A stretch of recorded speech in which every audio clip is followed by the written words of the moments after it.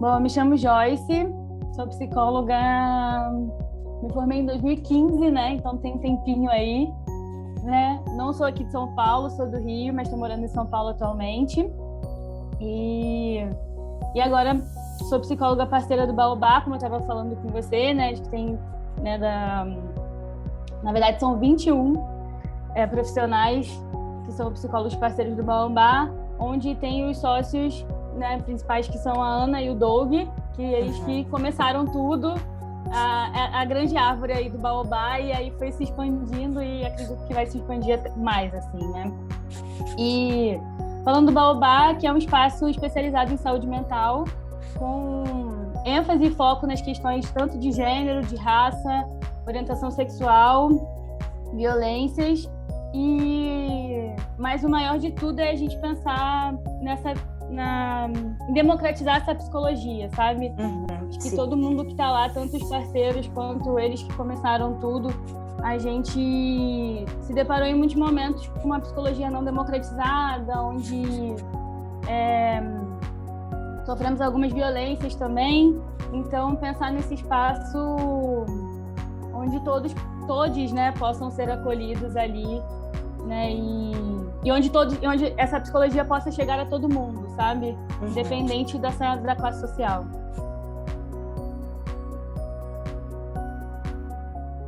Pensa nesse foco, né, nas questões de gênero, né?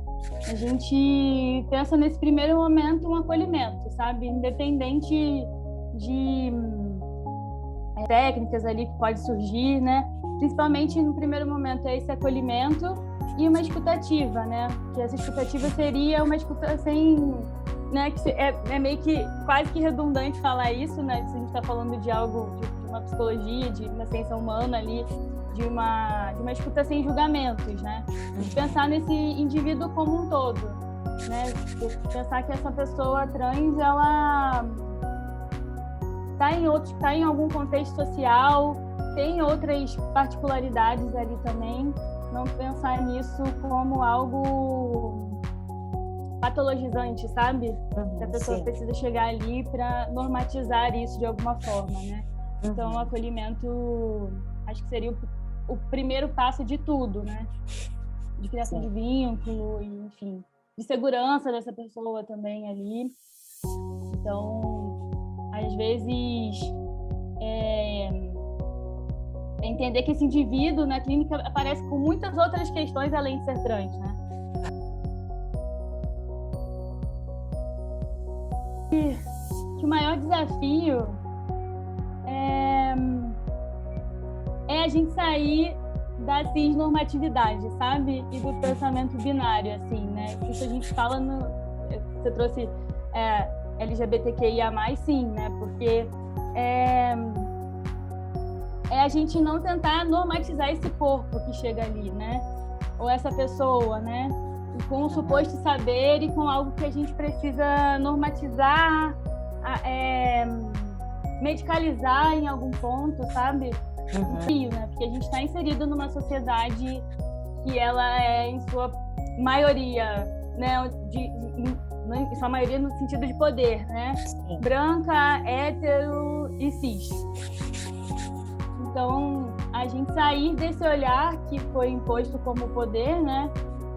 Acho que esse é o maior desafio, né? Que aí a gente vai começar entrando nessas violências que essas pessoas sofrem diariamente, e aí construir esse saber juntos, né? A gente entrar a partir do que a gente... desse outro, né? O que esse outro vai trazer pra gente.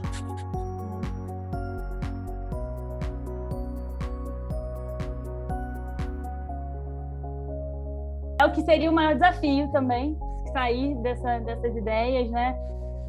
Normatizadoras desse corpo, né? E entra nessa questão também da transição, né? Que quando a gente auxilia nesse acolhimento, pensando nessas violências que esse indivíduo possa ter sofrido, né?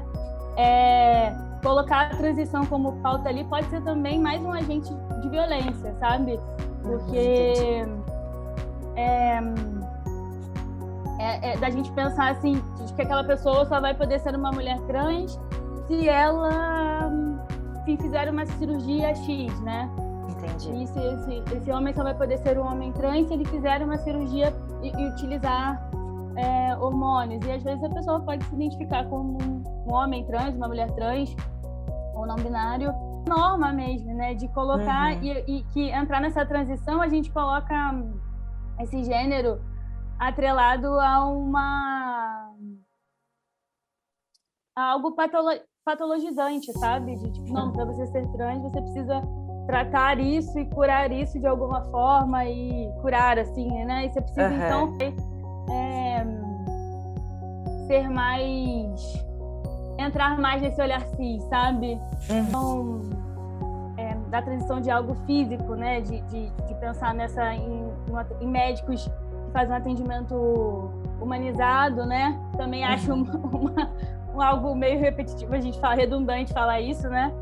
De como... Mas também na questão jurídica, né? No direito dessas pessoas de forma jurídica também. Então, a gente...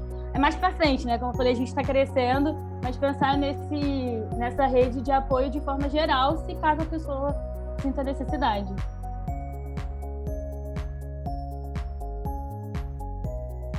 Atendimento individual e pensar e colocar outras pessoas ali perde um pouco esse espaço que esse indivíduo já não tem em outros momentos nesse contexto social, né? Então, criar esse espaço com esse indivíduo é o mais importante, né? E pensar nele, quando a gente traz a questão desse entorno da família, dos amigos, da escola, da faculdade, do trabalho, é de pensar numa rede de apoio, né? Mas a gente colocar isso de um modo mais abrangente, é pensar de como esses lugares não acolhem esses indivíduos, sabe? Porque senão a gente vai... Eu sempre penso, quando chega nesses questionamentos, né? Quando a gente fala de uma pessoa que sofreu uma violência, a gente falar para essa pessoa o que ela precisa fazer para poder entrar nesses espaços. E não falar por que esses espaços não acolhem essas pessoas, né? Então, que aí fala do que a gente estava falando de normatizar, né? De como é que a gente pode pensar nessa pessoa que vai transitar por esses espaços e não pensar em como estão esses espaços para essas pessoas poderem transitar, sabe?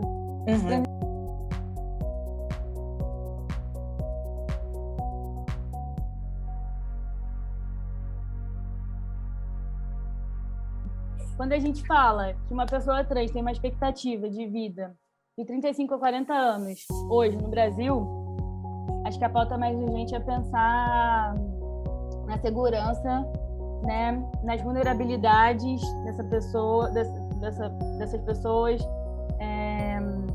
e nas formas de violência que essas pessoas estão sendo expostas todos os dias, né? Então, pensar nessas vulnerabilidades e daquele fortalecimento que a gente estava falando desse indivíduo, né, diante de tanta violência, né?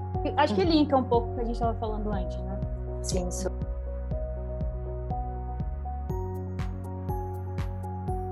Eu sou a Juliana, eu cuido da assessoria de imprensa, mídias sociais, enfim, parcerias com empresas, tudo eu fico de frente e a gente faz muita mentoria aqui, né, para as empresas de inserção de diversidade, tanto racial quanto LGBT. Então, a gente trabalha com isso para justamente a gente construir, né, espaços no mercado de trabalho que realmente faça valer, né? Eu queria tirar um pouquinho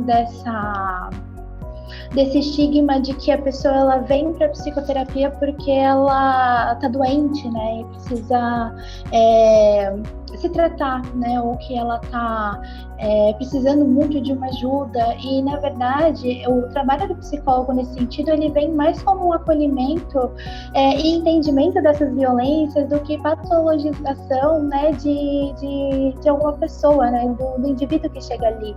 Então o nosso olhar, o olhar do Canto Baobá nunca vai ser culpabilizando uma pessoa que está sendo vítima desse sistema. E a gente está falando de um sistema social, a gente está falando de história, a gente está falando de corpos que foram violentados e que não têm possibilidade de existência. Porque se esse corpo ele não está adequado a um corpo de uma pessoa cis, então ela não é passível de ser aceita, né? E falar sobre essas pessoas é trazer dignidade, sabe? E entender que o papel da psicologia, nesse caso, também é político, é muito importante. Entender que a gente está aqui ocupando espaços para falar sobre outras possibilidades de existência, que, na verdade, a gente não vai mudar essa pessoa que chega aqui, a gente só vai mostrar para os outros que, na verdade, eles precisam mudar.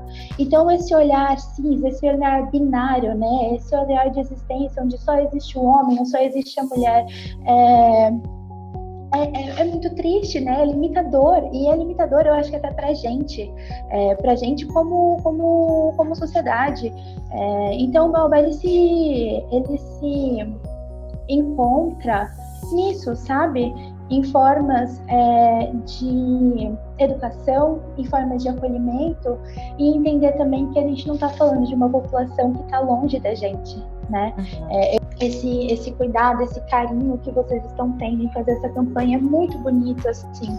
E, enfim, eu acho que é só para deixar essa mensagem de que a gente precisa correr atrás de políticas públicas mesmo, para que a gente continue tendo os nossos espaços, sabe? E que a população trans tenha possibilidade de existência.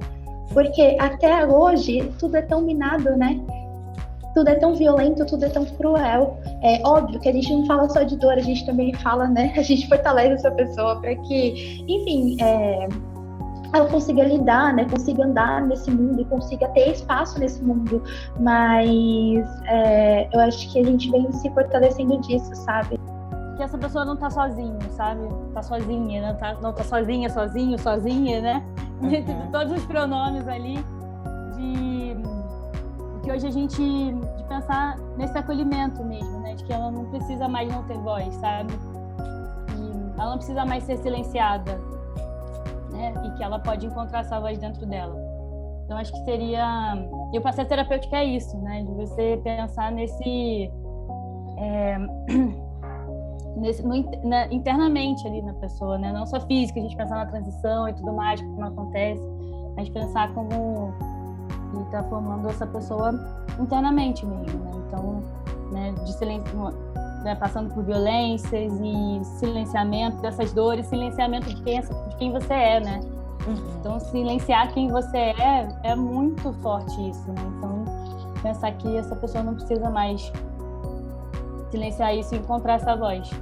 Então, acho que é mais ou menos isso. Se fosse uma mensagem assim, seria isso. E procurar outros espaços, assim. Tem o Canto Baobá e é uma possibilidade. No momento, eu não sei se a Joyce falou, porque no começo eu estava muito travada, eu não tinha conseguido ouvir, mas nós estamos com 476 pessoas na nossa lista de espera, tirando as 562 que passam com a gente. Então, a nossa fila de espera está muito grande.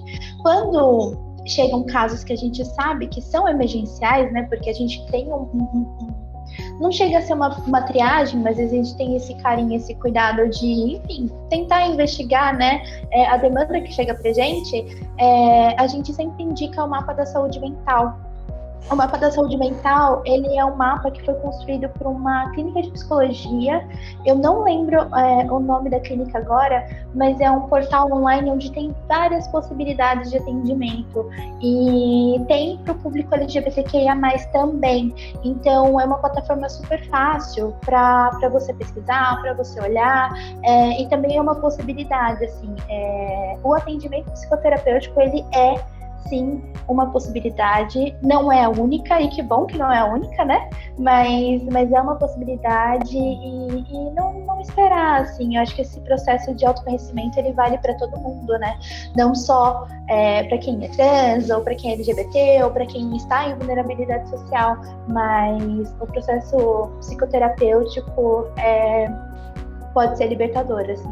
A ponta de algo muito maior, né, como a gente estava falando, que cresceu assim, durante a pandemia, né?